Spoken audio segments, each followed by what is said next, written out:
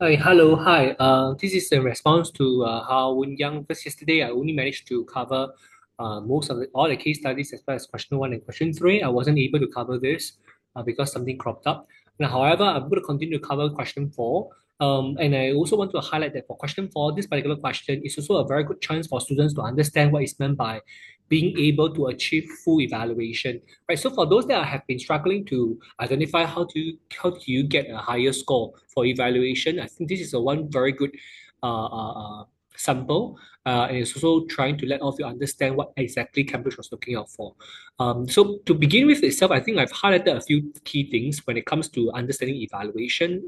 I've been covering on what is deemed by KCA. But for evaluation, in fact, Cambridge has already spelled out a few key things. Number one, the first bullet point being able to evaluate critically the contemporary issues. So for those who have been seeing the first part of the video, you have learned that what the candidate huhwonyoung was able to do was being able to identify what is happening in the context and being able to extrapolate all those information and try to evaluate critically, right? Of course, it was the second one that is something that was quite missing in the candidate's work when it comes to recognizing unstated assumptions.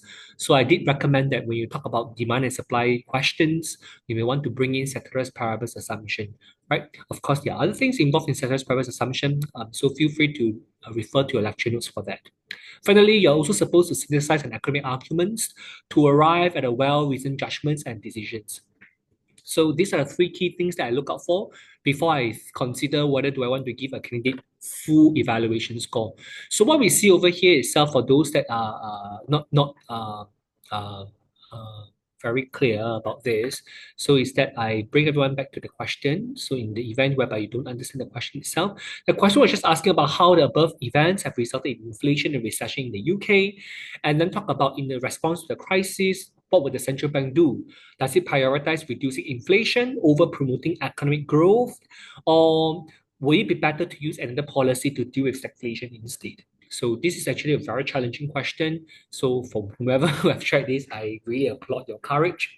But to begin with itself, there's a reason why this candidate have chosen for this. So for example, at the first part, the candidate was trying to move very quickly into the application of ADAS. But unfortunately, AS wasn't well explained. If this is this going to be a is it going to be a term?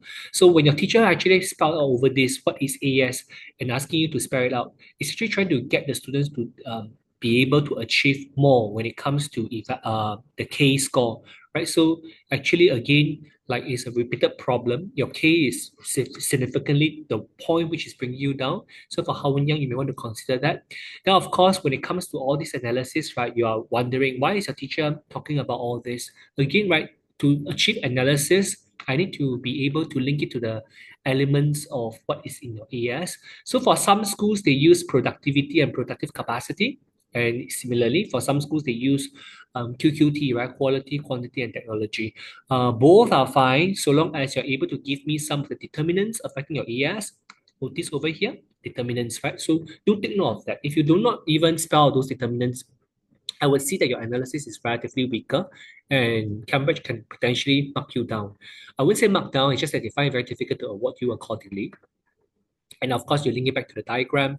But just take note on why your teacher mentioned why increase in general price rate is sustained. Okay? It's stemming from what is the problem at hand. Then again, for your R2 itself, I agree with the teacher by giving you an A plus. That was very good. There was a very good application, but again, when it comes to analysis itself, there was a part missing. What was good was the fact that you talk about the K process very well, right? However, if you're going to use the K process and you're going to use an ADAS diagram, I would recommend that you may want to use your ADAS diagram properly. And if you label it wrongly, again, it will be quite detrimental. So when your teacher was putting the points over here, she was trying to remind you all this will affect your analysis score, making Cambridge very, they cannot be convincingly giving you the A grade. The A grade doesn't mean your overall is an A. I'm talking about the A, right? From K to a C to an A. So reminder on that. Again, your teacher, do you notice the teacher mentions ceteris paribus over here? Of course, it will be good to state, but this particular point will be very useful, particularly when you move to evaluation in more of the heavier weighted questions like 15 marks essay. Also do take note of that.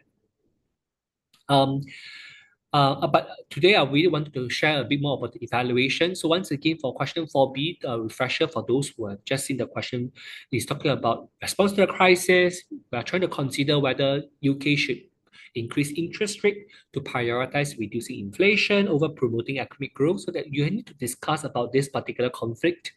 And then if not, increasing interest rate, right, to deal with stagflation. So UK is facing a few problems, weak growth, high inflation, or in this case, stagflation. So when this happens, we talk about introduction first. Maybe we want to set the context. What is UK facing? Or you may even want to give me what is the state of the economy at the moment. And again, I bring everyone to why must you have that in the introduction? Because for all policy question, I think Cambridge has mentioned this, understanding that governments around the world focus on different objectives depending on the state of the economy and the level of development is required. So if you can set the context right, it helps you quite a bit, especially in the evaluation. According to the rest of the discussion itself, your T was decent, your AT was decent, and you have quite a clear AT. It's just your AT itself, you did not link back much to the diagram.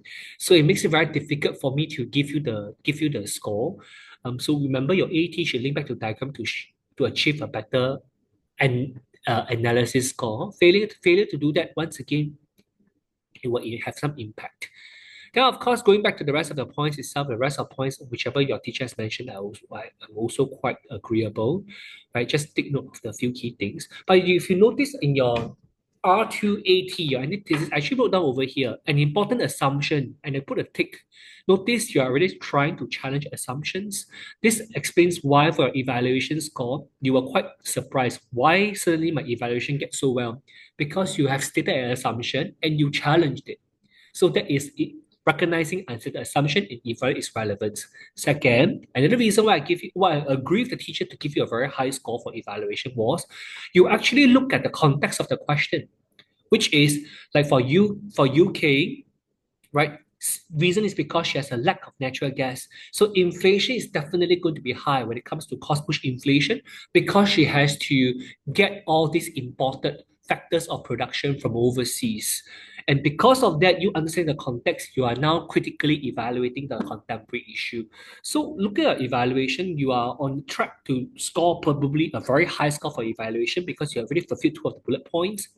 But when your teacher wrote there and you are question the teacher, this lack conclusion and you talk about what, but they are not different, and you are actually right. They are not different. And that's why you have a conclusion. We talk about given the fact that there are so many problems that the UK government has to face, what is your synthesized judgment? Which to solve first? Which is more pressing? We can use all policies, but will there be some constraint? That is what we call synthesizing an argument. So it was like a pity because you actually had very clear thesis right over here. You also had a very clear antithesis, and the fact is the use of different policies was meant to achieve different outcomes. But when it comes to a judgment or synthesize an argument together, that was something that wasn't done very well because I think you didn't realize that a government could be confronted with multiple problems, but they have to choose which to tackle first. So we talk about this thing called economic priority.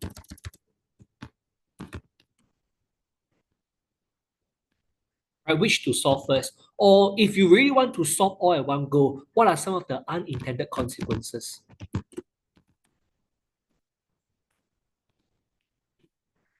So this is why we move into a synthesized judgment. Also to think of that. But I have to applaud you for giving me a very good recognition of the assumption, and if you also knew the context very relatively well, and I agree with the tutor in giving you this evaluation score. All right. So probably for all of you who are also looking at this video, you may want to learn more about how to tackle evaluation subsequently through the use of a syllabus document. All right. So thank you so much, and I hope you have a good day ahead. Okay, so with that, I shall end this.